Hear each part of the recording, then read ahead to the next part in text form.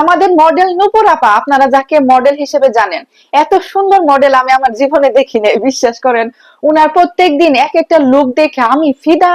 ও মা, একটা মেয়ে মানুষ এত সুন্দর হয় কিভাবে! আমার মনে হয় উনি নিজেকে আয়নায় দেখে একদম মানে একদম ফিদা হয়ে যায়।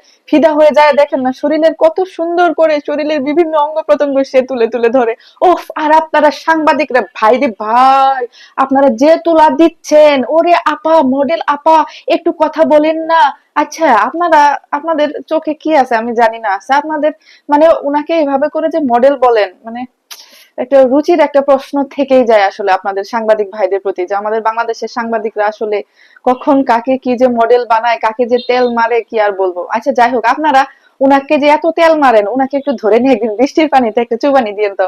আমাদের দেশে কত সুন্দর প্রত্যেকদিন টিপি টিপি করে বৃষ্টি হয়, বৃষ্টির মধ্যে একদিন তার খুমা খান, তার চেহারাটা একটু বৃষ্টির মধ্যে একটু নিয়ে ধরেন।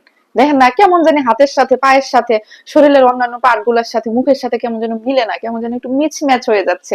সেই জন্য বলছিলাম সাংবাদিক ভাইরা, আপনাদের কাছে আমার একটাই দাবি, পার্সোনালি আমার একটা চাওয়া আপনাদের কাছে, সেটা হচ্ছে যে মডেল নূপুর আপা, আমাদের দেশের সুন্দরী মডেল নূপুর আপাকে একটু বৃষ্টিতে একটা চুবানি দিন, মানে বৃষ্টির ফোঁটা দিয়ে একটা এইভাবে করে ছিটানি দিবেন।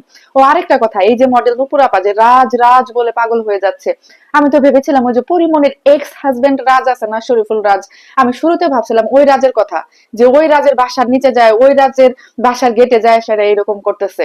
আমি মনে করছি সেই রাজ। তারপরে আমার মাথায় আসলো, আরে না, পরিমণির মতো একটা মেয়ের হাজবেন্ড ছিল ছিল সে, তার রুচি কিভাবে এত উপরে উঠতে পারে, মানে তার রুচি কিভাবে মানে এত উপরে উঠতে পারে রাজের, সেটা ভাবে চিন্তা করলাম যে না, এই রাজ তো কোনোভাবে হতেই পারে না। কারণ হচ্ছে যে মানে উনি তো মডেল নূপুর তো আসলে পরিমণির চেয়ে অনেক অনেক সুন্দর।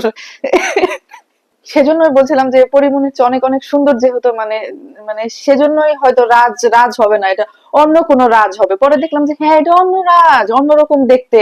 এখন আমার কথা হচ্ছে যে, এই যে আমাদের বাংলাদেশের মানুষ, এই যে যে আমরা মোবাইলটা হাতে নিলেই এই যে যে এত সুন্দর একটা মডেলকে মানে দেখতে দেখতে আমাদের চোখ ঝালাপালা হয়ে যাচ্ছে, আর দেখতে পাচ্ছি না এত সুন্দর মডেলকে, বুঝছেন? এই যে যে এই জিনিসটা, এই যে মডেল আফা, ইনি যে এই যে যে রাজের, মানে শরীফুল রাজ ছাড়া যে রাজের, সে রাজ, সে রাজের জিনিস তো এটা, তাই না? উনি বলতেছে এভাবে 2 মাস 3 মাস তার সাথে আছে, যাই হোক, সে রাজ কেন এই জিনিসটাকে নিয়ে যাচ্ছে না? এই জিনিসটাকে না নিয়ে গেলে তো আমাদের আর রেহাই নাই। ভাইরে ভাই, তোর জিনিস তুই নিয়ে যা, উদ্ধার কর আমাদের, এত সুন্দর মানুষ আমরা আর দেখতে পাচ্ছি না। উনি এক একদিন এক এক রকম পার্ট দেখাচ্ছে মডেল করে করে, একবার পিছনে, একবার সামনে, একবার সাইড থেকে।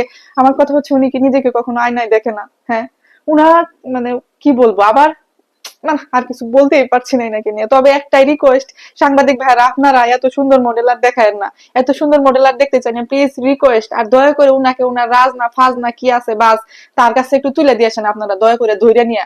আর উনার ভিডিও আর উনার ছবি এইভাবে করে আমাদেরকে আর দেখায়েন না ভাই, চোখটা নষ্ট হয়ে যাইতেছে।